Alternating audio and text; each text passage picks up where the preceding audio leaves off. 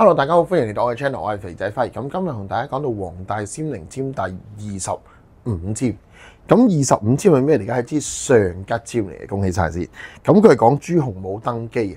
咁我哋之前講過24籤有兩個版本，其中一個版本就係講緊劉伯溫嘅版本，佢點樣經營呢件事，佢遇到咩事情。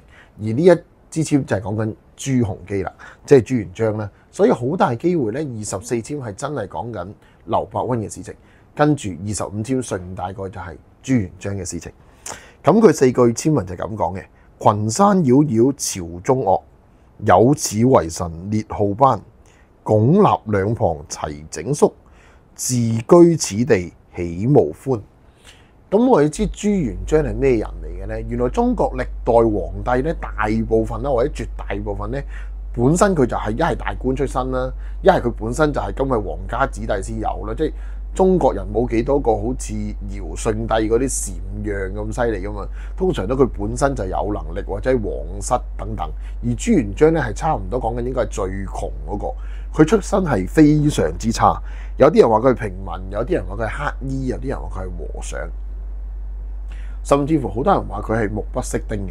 咁但係事實朱元璋喺個做和尚嘅期間咧，其實佢有敲經念佛嘅嘛。咁如果你一隻字都唔識，咁啊點敲經念佛咧？即係做得皇上嘅，無論佢以前係咩學歷都好啦，到佢得嘅時候之前啊，佢一定學到一門我哋叫做知識啦、有能力啦、書卷啦，佢先上到位。咁中間就要講到一個故事咯，就係佢一路做和尚都俾人哋排斥嘅喎，因為佢相對地好醒目啊、眉精眼企啊、好叻咁啊朱元璋。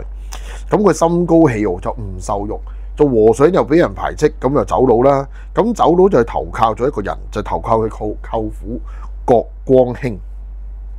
咁啊做咩咧？就做伴讀書童。咁但係佢連做伴讀書童都叻得滯嘅，咁啲兄弟姊妹啊，即係表兄弟姊妹嗰啲咧，就排斥佢。有一日咧就韞咗佢柴房度咧，想餓死佢。咁好彩咧，明明斷期飲食餓死㗎啦嘛，佢舅父即係頭先郭光興咧，佢養女咧就同情佢，就去偷偷地咧送啲麵包俾佢充飢。咁呢個當時救佢嘅女士咧，就係邊個咧？就係最尾就係明朝嘅開國皇后，人稱馬皇后。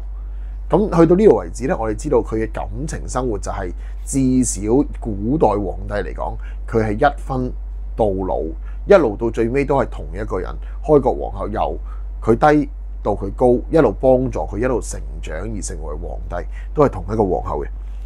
第二樣我哋要知係朱元璋係一個咩人嚟嘅？佢係一個好窮嘅人，然之後一路打拼，憑住自身一對手佢嘅能力，佢嘅朋友包括咗係咩啊？包括咗係劉伯溫啦、李善長啦、常遇春啦、徐達啦、朱亮祖啦等等，好多人幫佢。然之後咧，好多人幫佢，第一日佢就一路打仗。但係佢嘅打仗史係點咧？原來佢之前投靠咗一個將軍咧，叫做咩啊？我揾翻個名啊，叫做郭子興。郭子興起義嘅時候咧，朱元璋咧就投靠咗佢就投軍。到咁上下咧，佢就反咗郭子興，殺埋佢，繼續上。所以我哋知道朱元璋係一個咩人。到最尾咧，佢成為咗皇帝之後咧，佢為咗保障自己朱家嘅一個朝廷啊，或者佢嘅世代唔會俾人哋俾其他叻人搶咗咧。頭先我講過個名嗰扎人咧，基本上佢都殺得乾乾淨淨嘅，包括劉伯溫，即係強如劉伯溫都被佢翻嚟殺啊！咁可想而知佢係一個幾高強嘅人。所以我哋八字成日話朱元璋個八字係咩啊？就係神xuất醜未齊啊嘛，即係乜型都見晒啦，我哋叫做。咁但係如果我哋呢啲籤嘅故事去到呢度，其實我哋講咩咧？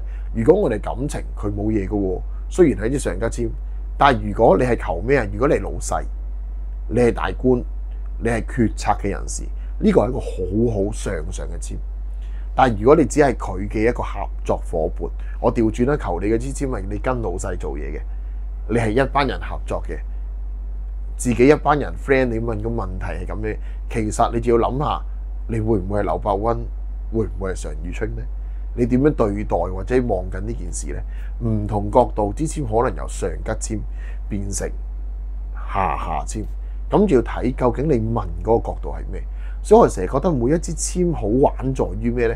就係將福主嘅故事或者你自己嘅故事配落呢本書或者每一本書呢個古人嘅故事，究竟會配出啲咩答案出嚟呢？當然我哋同時講有捉機嘅成分啦，但係因為你最清楚自己噶嘛，好多時候就係福主自己聽翻個故事，佢自己會知自己究竟係朱元璋、郭子興定係劉伯溫，定還是咧係馬皇后呢？個人出嚟嘅結局都唔同噶喎。OK， 分享到呢度，啱用嘅覺得有用嘅 like、subscribe、share，下次見，拜拜。